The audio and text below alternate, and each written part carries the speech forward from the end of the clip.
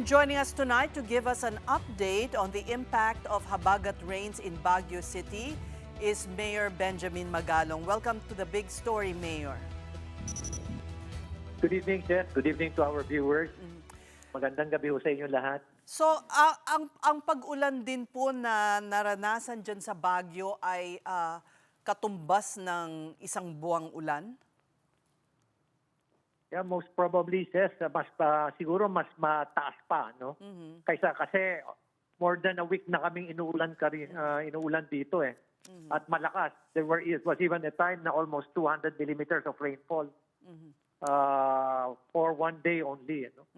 Kaya talagang saturated yung aming mga soils dito sa siyudad ng Baguio. Talaga po namang landslide prone ang syudad.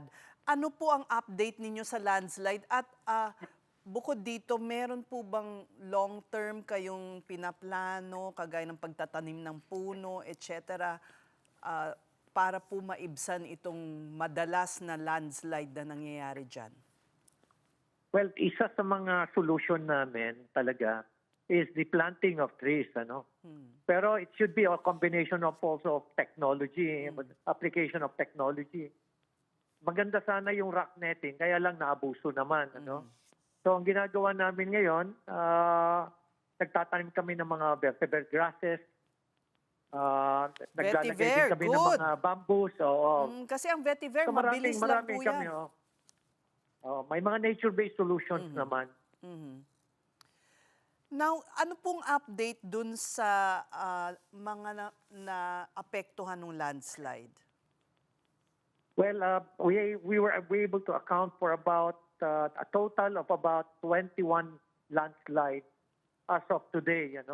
At ang pinakamatindi yung nangyari sa barangay Surong, Gisad Surong, wherein 3 houses were practically displaced by a huge landslide. Tapos sa mga 21 individuals ang apektado rito, 11 were able to survive. Pero 8 ngayon ang na-recover na natin and declared na sila killed. And at the same time, meron pa kami 2 missing. So ongoing pa, nandito kami ngayon at ongoing yung search and rescue efforts pa ngayon. We're still on a search and rescue mode. Okay. Also, looking forward, Mayor, should there not be a moratorium on building in areas which are prone to landslides? Kasi dyan sa Baguio, overpopulated na at ang mga bahay ay nandyan na sa kabundukan. Wala na talaga pong madaanan din ng tubig. Yeah. Alam mo, Seth, easily said than done, ano? Kasi nga, kung titingnan mo yung buong Baguio, 80 to 85% of the total land area of 57 square kilometers, according to NGB, is hazardous.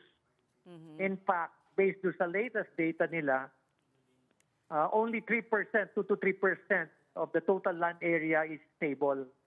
Kaya makikita mo, talagang, yes, yan ang pinaka-challenge dito sa Baguio. And at the same time, there was a law that was passed wherein 2 cities were allowed to build structures dun sa mga lugar sa slopes na 18 and above. This is Baguio City and Cebu City. Kaya lalong na-complicate yung aming land use. Ano? Should you not and we were able to count that? Yeah? Should that not be revisited and amended? Well, alam mo, nasa batas yan, ano? Kaya nga ang ginagawa namin ngayon, we just passed a new CLUP. It took us about 3 years to craft it, and hopefully it will be approved, and that will address also yung problema rito sa building of structures sa mga slope areas. Ngayon yung rock netting na sinasabi nyo na naging bunsod nga ng talagang malawakang corruption, are you doing it there na yung mas mababang halaga and you're talking directly to suppliers? Yes, we don't have any rock netting project because it's very expensive. Oh. It's a very expensive project. we don't have the capability and the capacity to fund it. Ang may kakayahan lang yan yung ating DPWH. Unfortunately, naabuso nga. It was not, the intent was not to protect yung mga motorists o kaya mga residents. Ang intent is pagkakitaan, pagkabuhayan. Ayun. So ngayon, gusto ko nang pong puntahan yung issue na yan ng flood control corruption. Isa kayo sa naunang mga whistleblowers. And yet here we are. What can you say about the developments toward going after those who we must hold accountable? Well, there's no doubt about it, that people are really frustrated. And I myself is really, I'm very disappointed with this low investigation. And until now, ang nakikita lang natin na nakulong yung mga senator. Pero from a very personal perspective, marami talagang mga congressman dyan. And of course, they are also allied with some local government officials. And many of them are actually involved dito sa anomaly, not only sa flood control projects, but in other infra projects as well. Kagaya yung rock netting, wala pa pong nahuhuli o nakakasuhan, tama? Wala pang nakukulong. May kinasuhan na kami. Isa sa pinakamalaking contractor dito sa Cordillera. At siya mismo nagsabi na nagtapat siya sa akin. During my interview, sabi niya, Mayor, tatapatin na kita. 90% ng rock netting dito sa Cordillera substandard. Sabi ko, bakit substandard? Isa lang ang pinanggalingan na supplier sa mga materyales, sabi niya. So, at pinanggap niya yung pangalan ni Congressman Eric Yap. So kaso pa lang, wala pang, bakit hindi pa, ano bang nangyayari, Mayor? Saan Well, na-file na natin yung case. Na-file na natin yung case sa Ombudsman. Siguro, nagkakaroon pa lang ng nasa preliminary investigation na stage pa lang. Kailan po na-file yun? When I was still with ICI.